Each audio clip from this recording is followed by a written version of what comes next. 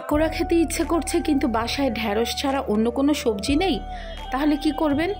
কি আর করবেন, ঢ্যাঁড়স দিয়েই পাকোড়া বানিয়ে ফেলবেন। এবং এই পাকোড়া যেসব বাচ্চারা একেবারেই সবজি খেতে চায় না তারাও কিন্তু খুব মজা করে খাবে। আর এটা তৈরি করতে সময় লাগবে খুব বেশি হলে 10 মিনিট, একদম কাটাকুটি করা থেকে শুরু করে মাখানো পর্যন্ত।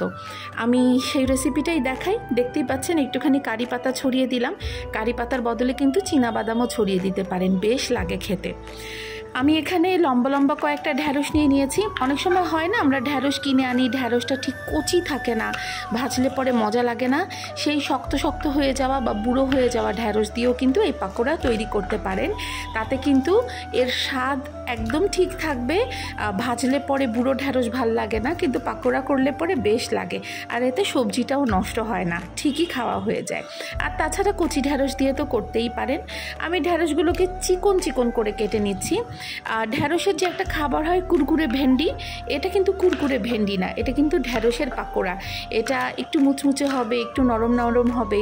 এটা সসের সাথে বা মেয়োনিজের সাথে বা কাসুন্দির সাথে খেতে যেমন ভালো লাগে, ঠিক তেমনি ভালো লাগে এটা ভাতের সাথে বা পোলাওয়ের সাথে, বিরিয়ানির সাথে, খিচুড়ির সাথে। কোনো দাওয়াতে এটা ইজিলি একটা অ্যাপেটাইজার হিসেবে পরিবেশন করা যায়। ওই যে আমার ছেলে আসছে দেখতে মা কী রান্না করে। যাই হোক, ঢ্যাঁড়সের ভেতরে আমি ছড়িয়ে দিচ্ছি প্রথমে চিলি ফ্লেক্স। এটা অপশনাল, ইচ্ছা হলে দেবেন, না হলে নেই। তবে এই যে জিরা গুঁড়োটা দিলাম সেটা কিন্তু অতি অবশ্যই দিতে হবে, এটা হচ্ছে ভাজা জিরার গুঁড়ো। এরপর আমি দিয়ে দিচ্ছি চিকেন পাউডার। চিকেন পাউডারে যথেষ্ট লবণ থাকে, তাই আমি আলাদা করে কোনো লবণ দেব না। তবে যারা চিকেন পাউডার দেবেন না তারা লবণ দেবেন, এবং তারা চাইলে ম্যাগি মশলা বা চিকেন কিউব এগুলো ব্যবহার করতে পারেন। লাল মরিচের গুঁড়োটাও অপশনাল, আমি একটু ঝাল করব তাই লাল মরিচের গুঁড়ো দিলাম। আর এবার দিয়ে দিলাম হচ্ছে বেসন। বেসনটা নিজের পরিমাণ মতো দেবেন, আস্তে আস্তে অ্যাডজাস্ট করা যাবে। বেসনের পর দিয়ে দিচ্ছি চালের গুঁড়ো। মাপটা হচ্ছে যতটুকুন বেসন দেবেন তার অর্ধেক পরিমাণ চালের গুঁড়ো দিবেন। আর অন্যান্য মশলাগুলো টোটালি নিজের স্বাদ অনুযায়ী। আবারও বলছি, চিকেন পাউডার না দিলে কিন্তু লবণ দিতে হবে, বা ম্যাগি মশলা দিলে লবণ না দিলেও চলবে। এরপর এটাকে আমরা আস্তে আস্তে মাখবো। এতে আমরা পানি দিব খুবই সামান্য, এবং একবারই পানি দেব, এর বেশি পানি দেওয়ার প্রয়োজন নেই। কারণ চিকেন পাউডারে লবণ থাকে, এবং সেই লবণটা যখন ঢ্যাঁড়সের সাথে মাখা হবে এবং আপনি যখন হাত দিয়ে আস্তে আস্তে এটাকে মাখবেন, আপনার হাতের উত্তাপে দেখবেন খুব সুন্দর একটা মাখো মাখো ব্যাটার তৈরি হয়ে গেছে। যদি আপনি এর ভেতরে বেশি পানি দেন তাহলে হবে কি, জিনিসটা একদম লিকুইড ওয়াটারি পাতলা হয়ে যাবে, সেটা আমরা চাচ্ছি না। এই যে দেখুন, আমি আরেকটু বেসন দিচ্ছি, কারণ আমার মাখতে গিয়ে মনে হলো আরেকটু বেসনের প্রয়োজন হবে। বেসনটা এতটুকুন হবে যেন মোটামুটি সব ঢ্যাঁড়সের গায়ে একটু একটু করে বেসন লেগে থাকে, একেবারে বেসনে ডুবানো প্রয়োজন নেই। এই যে দেখুন, একটা মাখো মাখো টেক্সচার হবে, একটা আঠালো টেক্সচার হবে, পাতলা বেগুনির মতো টেক্সচার হবে না, এবং সব সব ঢ্যাঁড়সের গায়ে কিন্তু বেসন লেগেও থাকবে না। এরপর এটা ভাজার পালা। এটার ভাজার পদ্ধতিটা একটু ইউনিক। আমরা যতটা সম্ভব অল্প অল্প করে ব্যাটার দিব, যতটা সম্ভব ছাড়া ছাড়া করে।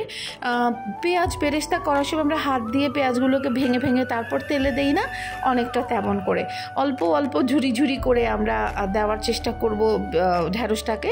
যতটা ঝুরি ঝুরি করে দিতে পারবেন দেখবেন যে পাকোড়া খেতে ততই ক্রিস্পি হবে আর ততই সুস্বাদু হবে, আর ঢ্যাঁড়সটাও খুব সুন্দরভাবে রান্না হয়ে যাবে। এই পাকোড়াটা ভাজা হতে একটু সময় লাগে, প্রিপারেশনে 10 মিনিট লাগলেও ভাজা হতে এই ধরুন 7-8 মিনিট লেগেই যাবে। মাঝারি আঁচে ভাজতে হবে, বেশি হাই হিটে ভাজা যাবে না, এবং আস্তে আস্তে উল্টে পাল্টে ভেজে নিতে হবে যতক্ষণ পর্যন্ত না একদম জিনিসটা মুচমুচে হয়ে যায়, একদম কুড়মুড়ে একটা সাউন্ড আসবে, সেরকম হয়ে যায়। আর এটার সাথে আমরা একটা ফোড়নের মতো দিতে পারি। ফোড়নটা দেওয়ার জন্য আমি কারি পাতা ব্যবহার করব, কারণ আমার কাছে আছে। কারি পাতা না থাকলে চীনাবাদাম তেলের মধ্যে ভেজেও এটার উপরে ছড়িয়ে দিতে পারেন।